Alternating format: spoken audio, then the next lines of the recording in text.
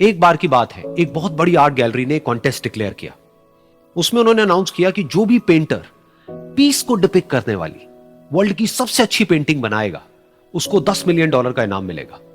यह बात पूरी दुनिया में फैल गई और पूरी दुनिया से हजारों पेंटर्स ने अपनी अपनी पेंटिंग भेजी उस कॉन्टेस्ट में पार्टिसिपेट करने के लिए। उन हजारों पेंटिंग्स में से जो इस कॉन्टेस्ट के जजेस थे, उन्होंने फाइनली 100 पेंटिंग्स को शॉर्टलिस्ट किया और उन 100 पेंटिंग्स की एक एग्जीबिशन लगाई। उस एग्जीबिशन में इन सारे पेंटर्स को तो इनवाइट किया ही किया, साथ ही साथ मीडिया वाले भी बैठे हुए थे और मीडिया वालों के साथ हजारों लोगों की भीड़ भी जमा थी। क्योंकि प्राइज अमाउंट इतना बड़ा था तो सबका इंटरेस्ट था ये जानने में कि कौन जीतेगा, कि वो पेंटिंग कैसी होगी और कौन वो पेंटर होगा जिसको इतना बड़ा अमाउंट मिलेगा। फाइनली वो दिन आ ही गया। वहां पर सारी ही पेंटिंग्स देखने लायक थी और एक से बढ़कर एक थी। उसमें से कुछ पेंटिंग्स थी जहां पर सबसे ज्यादा भीड़ थी।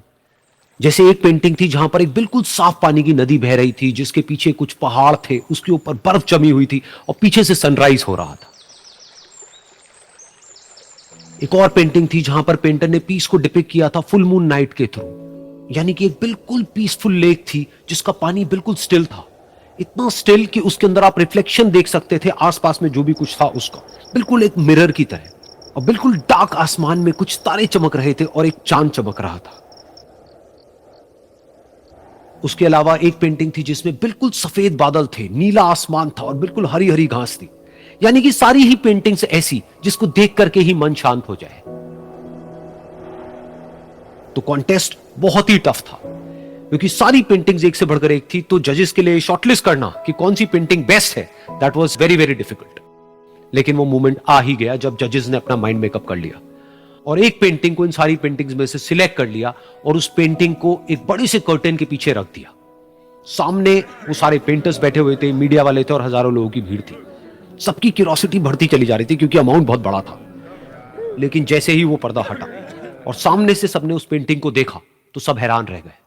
सब एक दूसरे की शक्ल देखने लगे। किसी को कुछ समझ नहीं आ रहा था कि एक्चुअल में हो क्या रहा है, क्योंकि वो पेंटिंग जो वहां पर दिख रही थी वो दूर दूर तक शांति को डिपिक्ट नहीं कर रही थी।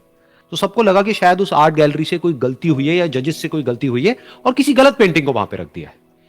तो कुछ पेंटर्स एक साथ गए, जाकर के उस आर्ट गैलरी के ओनर से मिले और जाकर के उससे पूछा कि क्या ये कोई गलती है, गलती से कहीं कोई गलत पेंटिंग तो आपने वहां पे नहीं रख दी है।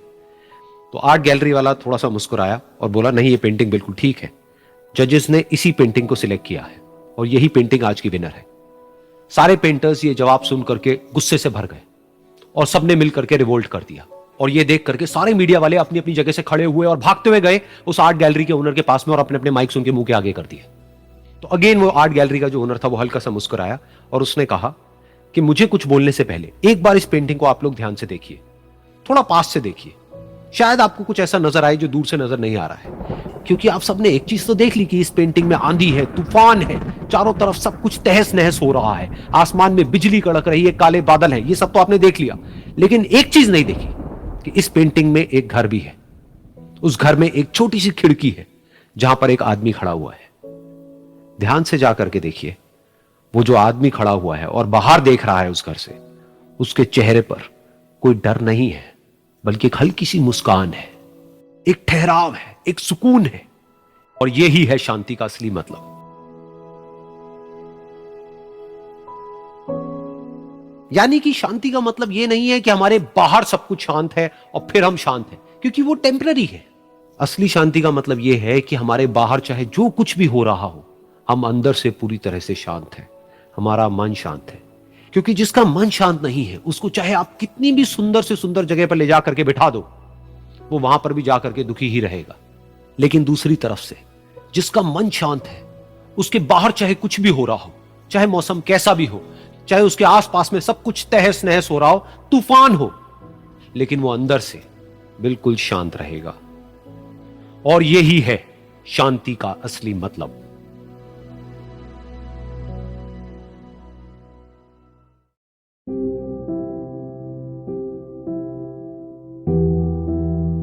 एक बार की बात है, एक छोटे से गांव में एक आदमी रहता था। उसके घर के पास में एक पहाड़ था जहां पर वो रोज सुबह जाता, उस पहाड़ पर थोड़ी देर के लिए वो बैठता, फिर वापस आ जाता।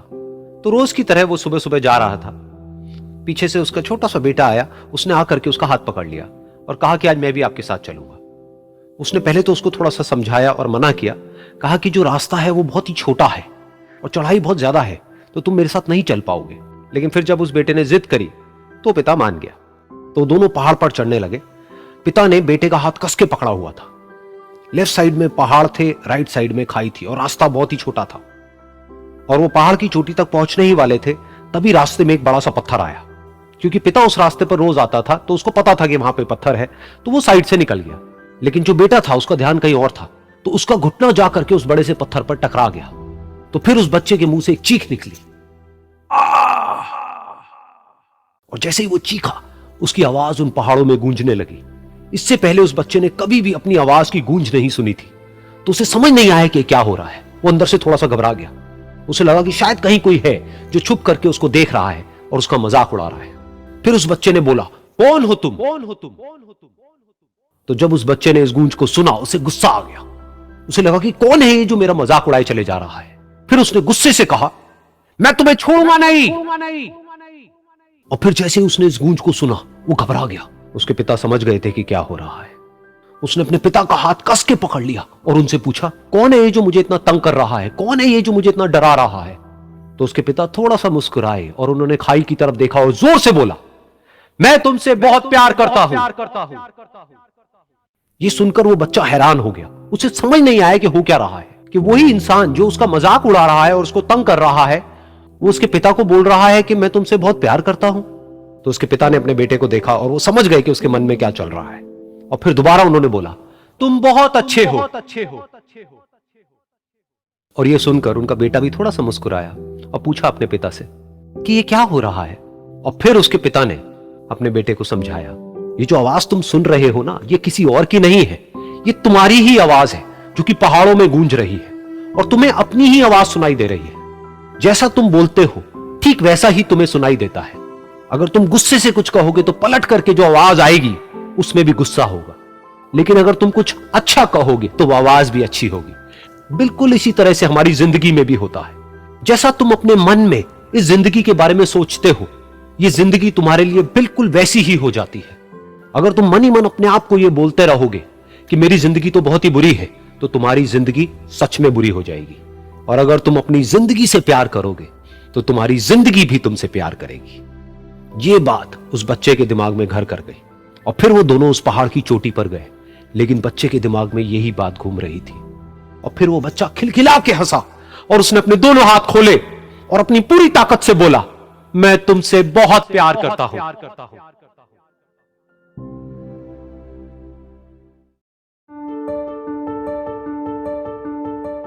एक बार की बात है, एक बहुत बड़ा नेता एक साधु के छोटे से आश्रम में गया, क्योंकि उसने बहुत सुना था उस साधु के बारे में और उसके मन में आया कि मैं एक बार जाकर के देखता हूं कि लोग इतनी तारीफ क्यों करते हैं उसकी।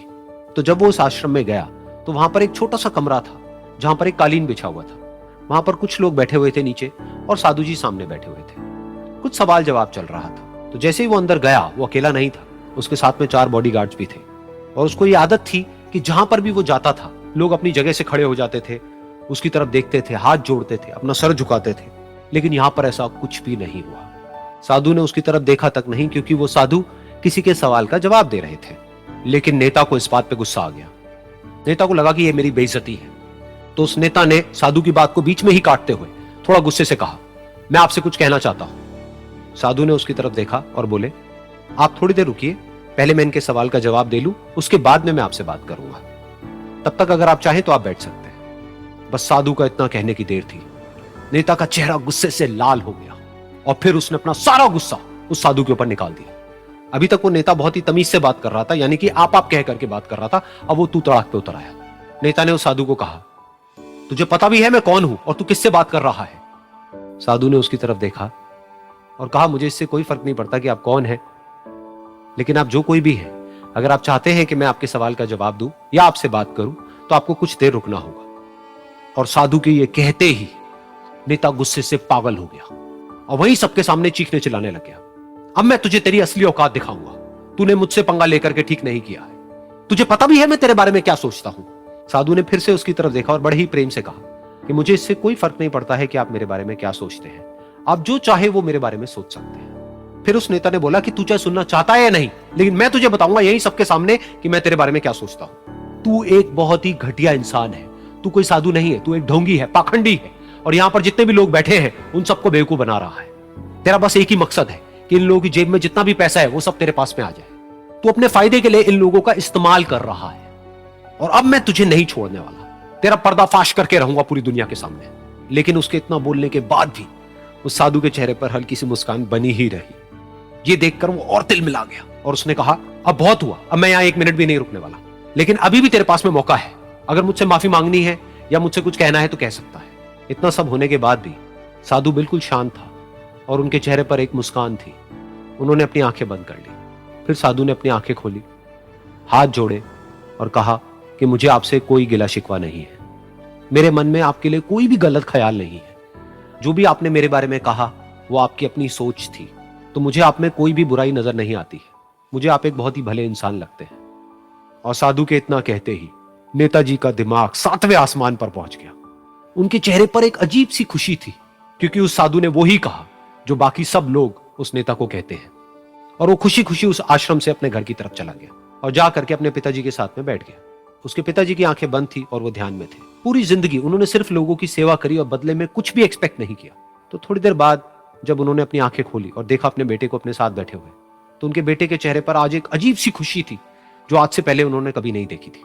फिर उसने एक एक करके सब कुछ बताया कि आज क्या हुआ, किस तरह से वो आश्रम गया, वहां पर क्या हुआ, उसने क्या कहा, उन्होंने क्या कहा।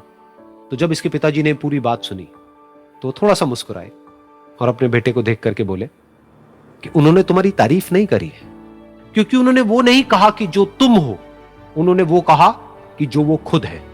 और तुमने जो भी कुछ उनको कहा वो नहीं कहा कि जो वो है, बल्कि तुमने वो कहा जो तुम खुद हो। यही बात वेदों में भी कही गई है, यथा दृष्टि तथा सृष्टि। ये दुनिया तुम्हें वैसी नहीं दिखती है जैसी कि ये दुनिया है। ये दुनिया तुम्हें वैसी दिखती है जैसे तुम खुद हो। जिसकी नजर जैसी है उसके लिए ये दुनिया वैसी ही है। तो अगर तुम अपनी दुनिया को बदलना चाहते हो तो उसका सिर्फ एक तरीका है, अपनी नजर को बदलो।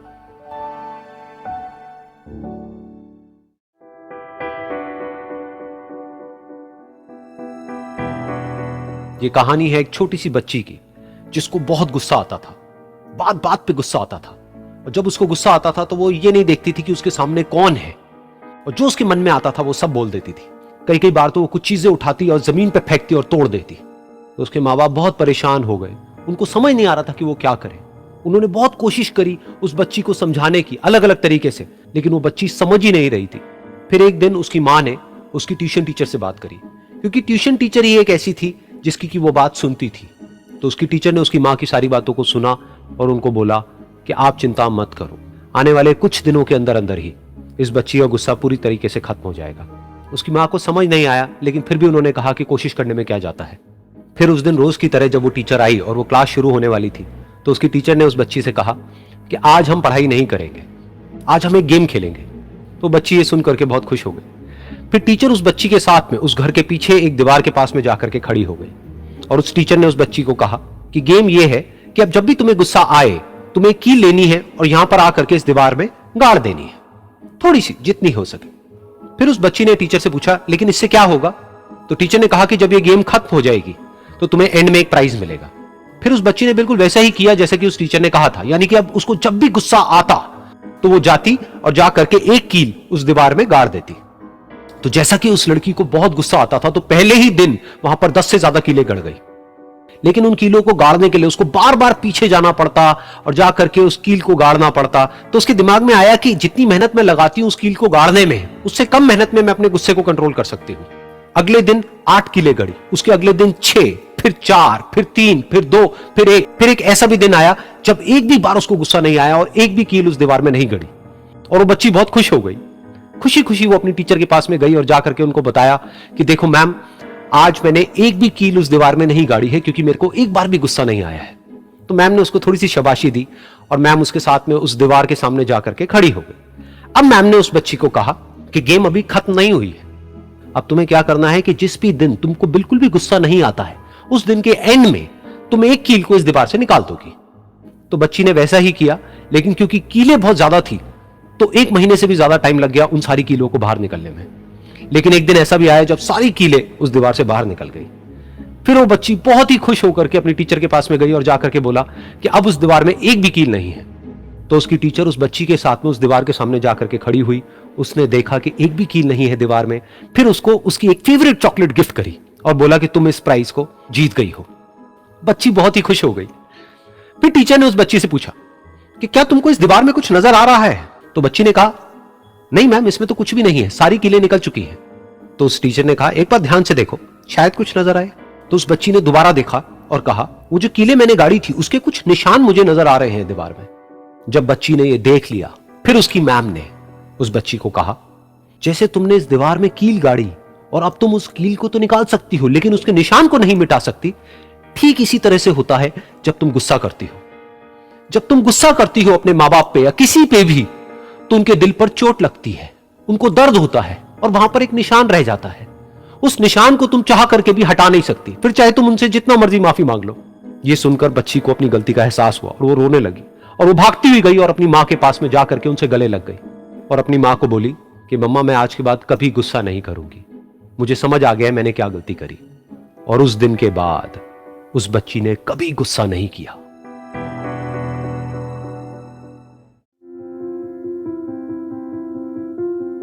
एक बार एक लड़की ने एक एंट्रेंस एग्जामिनेशन को क्रैक करने की बहुत कोशिश करी, बहुत मेहनत करी, लेकिन उसके बाद भी वो उसको क्रैक नहीं कर पाई, जिसकी वजह से वो अंदर से पूरी तरह से टूट गई, बहुत परेशान रहने लग गई, दुखी रहने लग गई।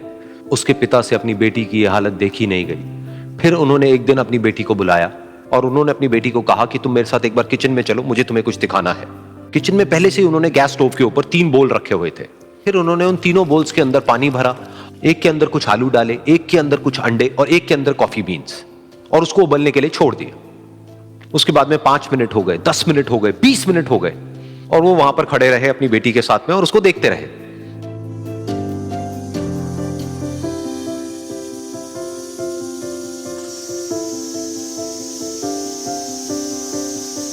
तो बेटी अंदर से थोड़ी सी इरिटेट होने लग गई, कहती है क्या कर रहे हो आप?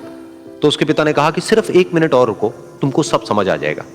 फिर उसके बाद में एक एक करके उन्होंने गैस स्टोव को बंद किया और जो पहला बोल था उसमें से आलू निकाले और निकाल करके एक प्लेट पे रख दिए। दूसरे बोल में से उन्होंने वो अंडे निकाले और निकाल करके एक और प्लेट में रख दिए और तीसरे बोल में से जो कॉफी थी उसको छान करके एक कप के अंदर भर दिया और वो वहीं सामने स्लैब पे रख दिया और अपनी बेटी से पूछा कि तुम्हें क्या दिख रहा है? तो उनकी बेटी को थोड़ा सा गुस्सा आ गया। उसने कहा कि इसमें देखना क्या है, एक में आलू है, एक में अंडे हैं और एक में कॉफी है। तो उसके पिता ने कहा कि एक बार इनको छू करके देखो, शायद तुम्हें कुछ समझ आए। तो उसने सबसे पहले आलूओं को छुआ, तो जब उसको छुआ और थोड़ा सा दबाया तो वो बिल्कुल सॉफ्ट हो चुके थे। तो उसके बाद में उसके पिता ने उन अंडों को तोड़ा तो वो हार्ड थे।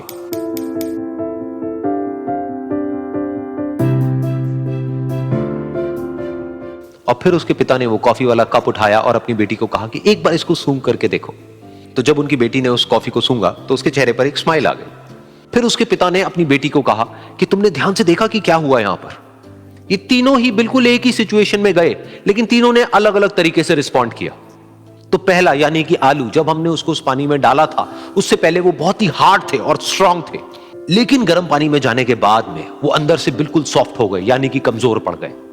दूसरे थे अंडे, जो गर्म पानी में जाने से पहले अंदर से बिल्कुल ही कमजोर थे, लेकिन गर्म पानी में जाने के बाद वो अंदर से स्ट्रांग हो गए। तीसरी थी कॉफी, जिसने कुछ ऐसा किया जो इन दोनों से बिल्कुल अलग था, यानी कि उसने उस गर्म पानी में जाने के बाद में खुद को नहीं बदला बल्कि उस पानी को ही बदल दिया। बिल्कुल इसी तरह से हमारी जिंदगी में भी होता है। तुम्हारे ऊपर है कि तुमको इन तीनों में से क्या बनना है। एक, आलू के जैसा, यानी कि जब तुम्हारी जिंदगी में कोई मुश्किल आए तो तुम अंदर से पूरी तरह से टूट जाओ, यानी कि कमजोर पड़ जाओ। दूसरा, अंडे के जैसा, यानी कि जैसे ही तुम्हारी जिंदगी में कुछ मुश्किलें आए, वो मुश्किलें तुमको अंदर से तोड़े नहीं बल्कि तुम अंदर से और स्ट्रांग हो जाओ। या फिर तीसरा, यानी कि कॉफी के जैसा, मतलब कि जब तुम्हारी जिंदगी में कुछ मुश्किलें आए तो तुम ना सिर्फ उन मुश्किलों का डट करके सामना करो बल्कि अपनी जिंदगी को ही बदल दो।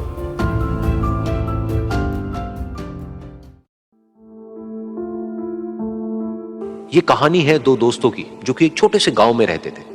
एक बार वो दोनों किसी काम से शहर गए और वापस अपने गांव लौट रहे थे। उनके गांव तक पहुंचने के लिए उनको एक घने जंगल से होकर के गुजरना था, और जब वो उस जंगल से गुजर रहे थे तो एक दोस्त को प्यास लगी और वो पानी ढूंढने के लिए रास्ता भटक गए। थोड़ी ही देर बाद शाम हो गई और रात होने ही वाली थी। तो उन दोनों की नजर एक गुफा पे पड़ी जो कि पेड़ों से घिरी हुई थी चारों तरफ से। तो उन्होंने सोचा कि यही जगह ठीक है रात बिताने के लिए। तो दोनों ने कुछ लकड़ियां इकट्ठी करी, उस गुफा के अंदर गए और आग जला करके वहां पे बैठ गए। रात का वक्त था, गुफा के अंदर आग जल रही थी, बाहर बिल्कुल अंधेरा था और कुछ जानवरों की आवाजें आ रही थी। तो उन दोनों में से जो एक दोस्त था वो अंदर ही अंदर डरने लगा, क्योंकि उसने भूत प्रेतों की बहुत कहानियां सुनी थी कि रात के वक्त जंगल में कुछ भयानक आत्माएं भटकती हैं और अगर उनको कोई ऐसा भटका हुआ आदमी मिल जाए तो उसको नहीं छोड़ती। तो जब उसने भूत प्रेतों की बात अपने दोस्त से करी तो उसके दोस्त ने हंसते हुए उससे पूछा, क्या कभी तूने किसी भूत को देखा है? तो उसने कहा, नहीं मैंने तो नहीं देखा, लेकिन मेरे कुछ जान पहचान के लोग हैं जिन्होंने देखा है। तो उसके दोस्त ने उसको समझाने की बहुत कोशिश करी कि यार ऐसी सुनी सुनाई बातों पर विश्वास नहीं करते हैं, अब तू सो जा और मुझे भी सोने दे, मुझे नींद आ रही है। और इतना कह करके उसका दोस्त वहीं पर लेट गया और थोड़ी देर में सो गया। लेकिन वो जो अंदर से डरा हुआ था वो लेट तो गया, लेकिन उसको नींद नहीं आ रही थी। उसको लग रहा था कि शायद यहां पर कहीं कोई है जो छुप करके कहीं से उसको देख रहा है। उस आग की वजह से कुछ परछाइयां बन रही थी वहां पर पत्थरों पर, तो उन परछाइयों को देख करके भी वो डर रहा था। फिर कुछ घंटे तक ऐसे ही चलता रहा। फिर उसके बाद में क्योंकि वो थका हुआ था तो उसको नींद आ गई। लेकिन नींद आने के कुछ देर बाद ही उसको एक सपना आया। सपने में उसको एक बहुत ही भयानक परछाई उसकी तरफ बढ़ती हुई नजर आई।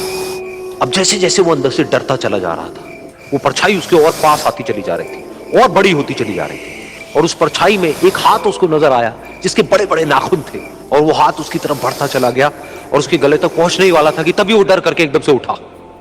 फिर उसने अपने दोस्त की तरफ देखा जो कि सो रहा था, उसको पकड़ करके जोर से उठाया।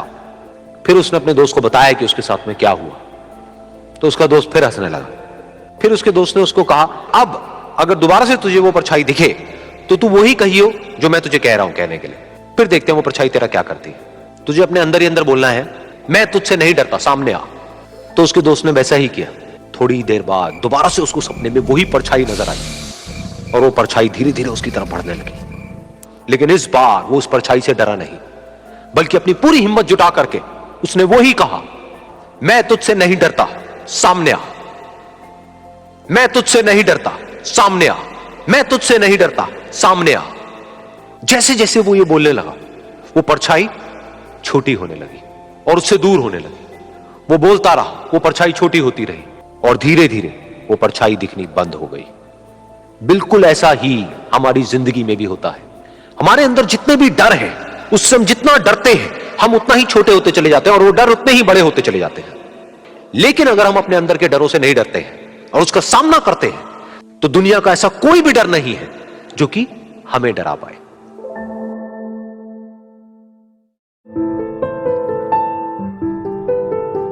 एक बार की बात है, कुछ साइंटिस्ट ने मिलकर के एक बहुत ही इंटरेस्टिंग एक्सपेरिमेंट किया। उन्होंने क्या किया कि एक बहुत बड़ा सा पिंजरा लिया, उसके अंदर 5 बंदरों को रख दिया और वहां पर एक सीढ़ी लगा दी। उस सीढ़ी के टॉप पर कुछ केले रख दी। फिर उन साइंटिस्ट ने क्या किया कि जैसे ही कोई भी बंदर उस सीढ़ी पर चढ़ता केलों तक पहुंचने के लिए, तो ऊपर से ठंडे पानी की बारिश करने लग जाती। तो जैसे ही वो ठंडा पानी गिरता उस बंदर के ऊपर जो कि सीढ़ी पर चढ़ रहा था, वो फटाफट से नीचे आता तो पानी बंद हो जाता। फिर दोबारा से कोई और बंदर उस सीढ़ी पर चढ़ता उन केलों तक पहुंचने के लिए, दोबारा से यही होता। दोबारा से ऊपर से ठंडे पानी की बारिश होती, वो बंदर जैसे ही नीचे आता दोबारा से बारिश बंद हो जाती। तो बंदरों ने इसका मतलब यह निकाला कि जैसे ही कोई भी सीढ़ी पर चढ़ता है तो ऊपर से ठंडा पानी गिरता है। फिर उसके बाद में जैसे ही कोई भी बंदर उस सीढ़ी पर चढ़ने की कोशिश भी करता तो बाकी के बंदर सब इकट्ठे होकर के उसको पकड़ते, उसको मारते, उसको पीटते और उसको नीचे गिरा देते। फिर दोबारा कोई कोशिश करता, दोबारा उसके साथ भी ऐसा ही होता। फिर उन साइंटिस्ट ने क्या किया कि उन 5 बंदरों में से एक बंदर को उस पिंजरे में से निकाला और उसकी जगह एक नए बंदर को उस पिंजरे के अंदर डाल दिया। अब उस बंदर को नहीं पता था कि यहां पर क्या खेल चल रहा है। उसको जैसे ही सीढ़ी के ऊपर वो केले नजर आए, वो फटाफट से उस सीढ़ी के ऊपर चढ़ने लगा। अब की बार साइंटिस्ट ने कोई बारिश नहीं करी, लेकिन फिर भी जो बाकी के बंदर थे उन्होंने इसको पकड़ा, सीढ़ी से नीचे उतारा और मारने पीटने लग गए। इस बंदर को समझ नहीं आया कि मेरे को क्यों मारा जा रहा है, तो उसने दोबारा कोशिश करी। जैसे उसने दोबारा कोशिश करी, दोबारा से उन 4 बंदरों ने वही किया। तो अब इस नए बंदर के दिमाग में क्या बैठ गया कि सीढ़ी पर चढ़ना मना है, अगर सीढ़ी पर चढ़ते हैं तो मार पड़ती है। उस सीढ़ी पर चढ़ना क्यों मना है और क्यों मार पड़ती है वो उसको नहीं पता था, बट उसके दिमाग में यह बैठ गया कि इस सीढ़ी पर नहीं चढ़ना है, ना किसी को चढ़ने देना है। फिर दोबारा से उन साइंटिस्ट ने क्या किया कि जो पुराने 4 बंदर थे उसमें से एक बंदर को निकाला और एक नए बंदर को उसी जगह पर डाल दिया। अब इस नए बंदर ने भी वही किया जो इससे पहले वाले ने किया था, यानी कि वो भागता हुआ गया, उस सीढ़ी के ऊपर चढ़ने की कोशिश करी, उन केलों तक पहुंचने की कोशिश करी। बाकी 4 इकट्ठे हो गए और उन्होंने उसको मारा पीटा, सीढ़ी से नीचे गिरा दिया। उसको कुछ समझ नहीं आया, उसने दोबारा कोशिश करी, दोबारा उसके साथ यही हुआ, और अब इस बंदर के दिमाग में भी यही बैठ गया कि सीढ़ी पर चढ़ना मना है और सीढ़ी पर चढ़ने से मार पड़ती है। फिर साइंटिस्ट ने एक एक करके जो पुराने 3 बंदर बचे हुए थे उसमें से भी एक एक करके उन बंदरों को निकाला और उनकी जगह पर 3 नए बंदर आ गए। अब ये 5 बंदर नए थे और किसी को भी ये नहीं पता था कि उस सीढ़ी पर चढ़ना मना क्यों है, लेकिन उन सबके दिमाग में बैठा हुआ था कि सीढ़ी पर चढ़ने से मार पड़ती है। तो कोई भी कोशिश नहीं कर रहा था, जबकि अब कोई ठंडे पानी की बारिश भी नहीं हो रही थी। वो चाहते तो आराम से उस सीढ़ी पर चढ़ते, केले तोड़ते और आपस में बांट करके खा लेते। बिल्कुल ऐसा ही हम लोगों के साथ भी होता है, यानी कि इंसानों के साथ भी होता है। हजारों साल पहले कोई प्रथा बनी होती है, कोई रीति रिवाज होता है जिसके पीछे कोई ना कोई वजह होती है, लेकिन वो वजह खत्म होने के बाद भी वो प्रथा चलती रहती है, वो रीति रिवाज चलते ही रहते हैं। किसी में इतनी हिम्मत नहीं होती है ये पूछने की कि हम क्या कर रहे हैं, क्यों कर रहे हैं, बस सबको ये पता होता है कि ऐसा ही होता है। तो वो एक्सपेरिमेंट जिसके बारे में अभी मैंने आप लोगों को बताया, यानी कि वो बंदरों का एक्सपेरिमेंट, उसमें तो बेचारे बंदर हैं, जानवर हैं, उनको नहीं पता है कि क्वेश्चन कैसे पूछते हैं। लेकिन अगर हम इंसान होने के बावजूद भी क्वेश्चन ना करें तो हमारे में और जानवरों में क्या फर्क है? सोचिए।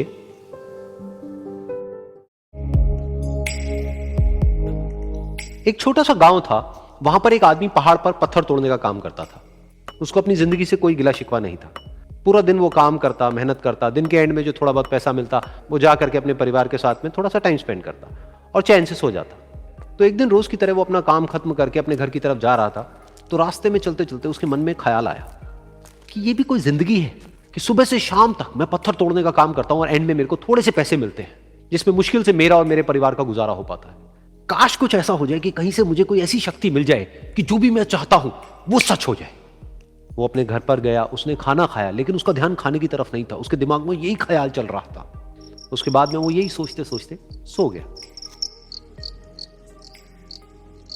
फिर नींद आने के कुछ देर बाद उसको एक सपना आया। सपने में उसने देखा कि रोज की तरह वो अपना काम खत्म करके अपने घर लौट रहा था। रास्ते में उसने एक बहुत ही बड़ा घर देखा और उसके मन में आया कि काश ये घर मेरा होता और मैं इसका मालिक होता। और उसके सोचते ही वो उस घर का मालिक बन गया। उसको यकीन ही नहीं हो रहा था कि जो उसने सोचा वो बन चुका है। लेकिन उसकी खुशी ज्यादा देर नहीं टिक पाई, क्योंकि उसको एकदम से एक शोर सुनाई दिया। उसने अपने घर के बाहर देखा कि एक बहुत बड़ी रैली निकल रही है, जिसमें बीचों बीच एक पॉलिटिशियन है जो ऐसे ऐसे हाथ हिला रहा है, और वहां पर जितने भी लोग खड़े थे सब उसके नाम के नारे लगा रहे थे, उसके आगे हाथ जोड़ करके खड़े थे, सब उसको देखने के लिए तड़प रहे थे। तब उसको यह एहसास हुआ कि मैं कितना छोटा हूं उसके आगे। और फिर उसके अंदर से एक ख्याल उठा कि काश मैं ये पॉलिटिशियन होता और मेरे पास भी इतनी ही पावर होती जितनी कि इसके पास में है। बस उसका इतना सा सोचने की देर थी, वो पॉलिटिशियन बन गया। उसकी खुशी का ठिकाना नहीं था, क्योंकि उसके आसपास में हजारों लोगों की भीड़ थी और सब उसको देखने के लिए तरस रहे थे, तड़प रहे थे। लेकिन उसकी ये खुशी भी ज्यादा देर नहीं टिक पाई। धूप बहुत ही तेज थी और उस पॉलिटिशियन को आदत नहीं थी इतनी गर्मी में रहने की। तो उस धूप की वजह से उसको चक्कर आ गए और वो बेहोश होकर के गिर गया। फिर उसको एहसास हुआ कि ये पॉलिटिशियन सबसे ताकतवर नहीं है, ये जो सूरज है ये सबसे ताकतवर है। और उसके मन में आया कि काश मैं ये सूरज बन जाऊं तो मेरे आगे कोई नहीं टिक पाएगा। और उसका इतना सा सोचने की देर थी और वो सूरज बन गया और वो खुशी से पागल हो गया, क्योंकि पूरी दुनिया को वो ही रोशन कर रहा था और पूरी दुनिया में ऐसा कोई नहीं था जो कि उसकी रोशनी को रोक सके। लेकिन उसकी ये खुशी भी ज्यादा देर टिक नहीं पाई, क्योंकि कुछ ही देर बाद आसमान में कुछ काले बादल आए जिन्होंने कि उस सूरज की रोशनी को रोक दिया। फिर उसको यह एहसास हुआ कि इस दुनिया में ऐसा भी कोई है जिसमें दम है उसकी रोशनी को रोकने का। और उसके मन में एक ख्याल उठा कि काश मैं वो बादल बन जाऊं। और वो बादल बन गया और आसमान में उड़ने लगा। उसको ऐसा लगा कि मैं आसमान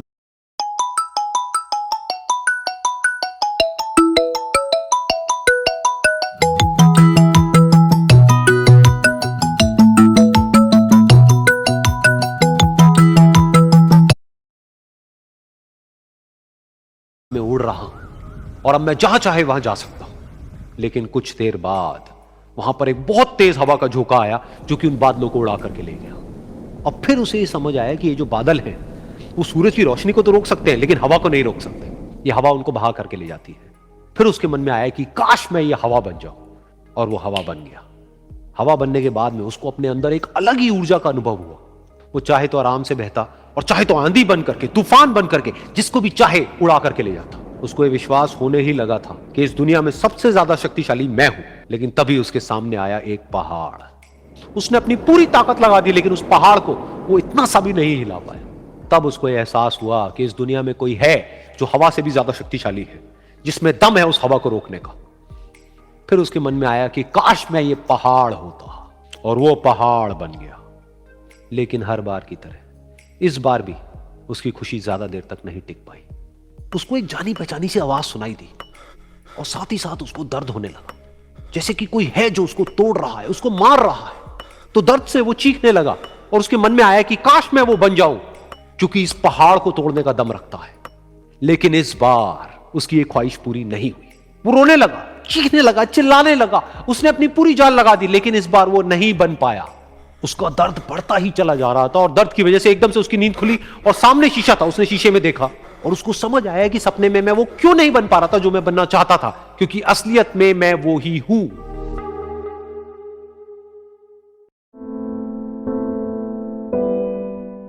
ये कहानी है दो दोस्तों की और उनकी दोस्ती की शुरुआत हुई थी अभी कुछ दिन पहले हॉस्पिटल के कमरे से, जहां पर वो दोनों एडमिट थे। तो दोनों में से जो एक था उसको अभी कुछ दिन पहले एक पैरालिसिस का अटैक आया था, जिसकी वजह से गर्दन के नीचे की उसकी पूरी बॉडी पैरालाइज हो गई थी और वो अपनी एक उंगली तक नहीं हिला सकता था। और पूरे दिन जो भी नर्स उसके पास में आती वो उसको एक ही बात कहता कि मुझे कोई ऐसा इंजेक्शन दे दो जिससे कि मैं मर जाऊं, अब मैं और जीना नहीं चाहता, ऐसी जिंदगी का मैं क्या करूंगा। तो उसका जो दोस्त था उस कमरे में, क्योंकि वो चल फिर सकता था, तो रोज सुबह और रोज शाम को उस कमरे में एक खिड़की थी, उसके पास में जाकर के खड़ा हो जाता और अपने दोस्त को बताता कि उस खिड़की के बाहर क्या चल रहा है। बिल्कुल नीला आसमान है, सफेद बादल है, हल्की हल्की हवा चल रही है और कुछ पंछी उड़ रहे हैं। एक बहुत ही सुंदर बीच है जहां पर कुछ बच्चे मिट्टी के घरौंदे बना रहे हैं। कुछ लोग हैं जो वहां पर बैठे हुए बस समुद्र की लहरों को देख रहे हैं। कुछ लोग जॉगिंग कर रहे हैं, कोई एक्सरसाइज कर रहा है, कोई पतंग उड़ा रहा है। वहां पर एक आइसक्रीम की स्टॉल है जहां पर कुछ लोग आकर के आइसक्रीम खा रहे हैं। और सनसेट के टाइम पे जो पानी है वो पूरा गोल्डन हो जाता है और चमकने लगता है। तो शुरू में तो जब उसने वो सब बताना शुरू किया तो उसके दोस्त के ऊपर ज्यादा असर नहीं हुआ, लेकिन धीरे धीरे उसके अंदर जीने की चाह जागने लगी। अब वो सुबह का इंतजार करने लगा कि जल्दी से सुबह हो और मेरा दोस्त मुझे बताए कि आज यहां पर क्या हो रहा है। कुछ दिन तक ऐसे ही चलता रहा। फिर एक दिन जब वो सुबह उठा तो उसने देखा कि सामने वाला बेड खाली है। फिर उसने नर्स को बुलाया और उससे पूछा कि क्या वो डिस्चार्ज हो गया है। तो नर्स ने कहा कि आपको तो उन्होंने बताया होगा, उनके पास कुछ ही दिन बाकी थे और कल रात को ही उनकी डेथ हो गई है। ये सुन करके उसके अंदर की उम्मीद पूरी तरह से टूट गई, क्योंकि सिर्फ उसका दोस्त ही था जिसने उसको बाहर की दुनिया से जोड़ा हुआ था, जिसकी वजह से वो जान पाता था कि बाहर क्या हो रहा है और ये दुनिया कितनी खूबसूरत है। तो कुछ दिन तक तो वो रोता रहा और उसने जीने की चाह छोड़ दी। लेकिन दूसरी ही तरफ से उसके अंदर कहीं ना कहीं एक नई चाह पैदा हुई कि काश मरने से पहले एक बार मैं खुद अपनी आंखों से देखूं इस खिड़की के बाहर कि ये दुनिया कैसी है। जैसे जैसे उसकी ये चाह बढ़ने लगी, उसको अपने अंदर एक अजीब सी एनर्जी महसूस होने लगी। और फिर एक दिन उसने अपनी पूरी ताकत लगा दी और किसी तरीके से वो बेड से नीचे गिरा और पकड़ पकड़ करके किसी तरह से उस खिड़की तक पहुंचा। फिर उस खिड़की को पकड़ करके वो खड़ा हुआ और खिड़की के बाहर देख लिया। लेकिन खिड़की के बाहर देखते ही वो गुस्से से भर गया। उसने जोर से नर्स को आवाज लगाई और जैसे ही नर्स आई उसने नर्स से पूछा, ये तुमने क्या किया, ये खिड़की के बाहर काली दीवार क्यों खड़ी कर दी। तो नर्स को समझ नहीं आया वो क्या बोल रहा है। वो बोली कि मुझे 5 साल हो गए हैं यहां पर, जब से मैं आई हूं तब से तो ये काली दीवार यहां पर है। तब जाकर के उसको समझ आया कि उसका वो दोस्त उससे झूठ बोल रहा था। और उसने नर्स से पूछा, अगर ये काली दीवार पिछले 5 साल से यहां पर है तो मेरे दोस्त ने मुझसे झूठ क्यों कहा। तो नर्स थोड़ा सा मुस्कुराई और बोली कि मैं ये तो नहीं जानती कि उन्होंने आपसे झूठ क्यों कहा, लेकिन मैं इतना जरूर जानती हूं कि जो भी कुछ उन्होंने आपसे कहा उसी वजह से आप अभी अपने पैरों पर खड़े हैं। तो इस कहानी से हमको यह सीखने को मिलता है कि जो हमारे शब्द हैं, जो हमारे वर्ड्स हैं, जो हम अपने मुंह से बाहर निकालते हैं, उसमें इतनी पावर है जिसकी कोई हद नहीं है। वो किसी आदमी को गिरा भी सकते हैं और उसको उठा भी सकते हैं। तो अब आपके ऊपर है कि आप अपनी इस पावर को यूज करते हो या मिस यूज करते हो।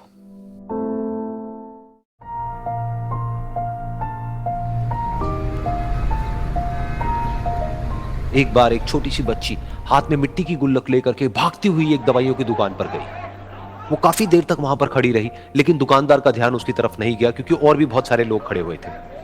उसने दुकानदार को कई बार बुलाया, लेकिन वहां पर भीड़ इतनी थी कि दुकानदार का ध्यान उसकी तरफ गया ही नहीं। और फिर उस बच्ची को थोड़ा सा गुस्सा आया तो उसने अपनी मिट्टी की गुल्लक लेकर के वहीं काउंटर पर जोर से रख दी, जिसके बाद में जो दुकानदार था और जितने भी लोग खड़े थे वो सब उस बच्ची की तरफ देखने लग गए। और फिर उस दुकानदार ने उस बच्ची से पूछा, बेटे आपको क्या चाहिए। तो वो बड़े ही भोलेपन से बोली कि मुझे एक चमत्कार चाहिए। ये सुनकर के दुकानदार को कुछ समझ नहीं आया, ना ही वहां पर जो लोग थे उनको कुछ समझ में आया, और सब उसकी तरफ देखने लग गए। फिर दुकानदार ने बोला, बेटे चमत्कार तो यहां पर नहीं मिलता है, तो बच्ची को लगा कि वो उससे झूठ बोल रहा है, तो बच्ची ने कहा कि मेरी गुल्लक में बहुत पैसे हैं, आप बताओ आपको कितने पैसे चाहिए, लेकिन मैं आज यहां से चमत्कार लेकर के ही जाऊंगी। तो वहीं काउंटर पे एक और आदमी खड़ा था, उसने उस बच्ची से पूछा कि बेटे क्यों चाहिए तुमको चमत्कार। तब उस बच्ची ने अपनी कहानी बताई कि अभी कुछ दिन पहले मेरे भाई के सर में बहुत तेज दर्द हुआ, तो मेरे पापा मम्मी उसको हॉस्पिटल ले गए। उसके बाद कई दिन तक मेरा भाई घर नहीं आया। तो मैंने कई बार अपने पापा से पूछा, लेकिन उन्होंने मुझे कुछ नहीं बताया। उन्होंने बार बार यही कहा कि वो आ जाएगा, वो कल आ जाएगा, वो कल आ जाएगा, लेकिन वो आ ही नहीं रहा था। तो मैंने देखा कि मम्मी रो रही है। अब पापा मम्मी को कह रहे थे कि उसकी दवाइयों के लिए और उसके इलाज के लिए जितने पैसे चाहिए उतने मेरे पास में नहीं है, अब उसको कोई चमत्कार ही बचा सकता है। तब मुझे लगा कि अगर मेरे पापा के पास में इतने पैसे नहीं भी हैं तो क्या हुआ, मेरे पास में तो है। तो मैंने जितने भी पैसे जोड़ रखे हैं वो सारे लेकर के मैं इस दवाई की दुकान पर आई। फिर उस आदमी ने उस बच्ची से पूछा, कितने पैसे हैं तुम्हारे पास में। ये सुनते ही उस बच्ची ने अपनी गुल्लक उठाई, जमीन पर फेंकी और तोड़ दी और पैसे गिनने लग गई। बाकी सब लोग खड़े होकर के उसको देख रहे थे। थोड़ी देर बाद उसने सारे पैसे अपने हाथ में इकट्ठे किए और बोली, मेरे पास में पूरे 19 रुपए हैं। वो जो आदमी वहां पर खड़ा था वो थोड़ा सा मुस्कुराया और बोला कि अरे तुम्हारे पास में तो पूरे पैसे हैं, इतने का ही तो आता है चमत्कार। ये सुनकर के वो बच्ची बहुत खुश हो गई और बोली कि चलो मैं आपको अपने पापा से मिलवाती हूं। बाद में पता लगा कि वो आदमी कोई आम आदमी नहीं था, बल्कि एक बहुत बड़ा न्यूरोसर्जन था, और उसने सिर्फ 19 रुपए में उसके भाई की सर्जरी करी और कुछ ही दिन बाद वो ठीक होकर के घर वापस आ गया। फिर कुछ दिन बाद वो बच्ची, उसका भाई, उसके पापा, उसकी मम्मी चारों एक साथ बैठे हुए थे और बात कर रहे थे। तो उसकी मम्मी ने उसके पापा से पूछा कि अब तो बता दो ये चमत्कार आपने किया कैसे। तो उन्होंने अपनी बेटी की तरफ देखा और बोले, ये चमत्कार मैंने नहीं, इसने किया है।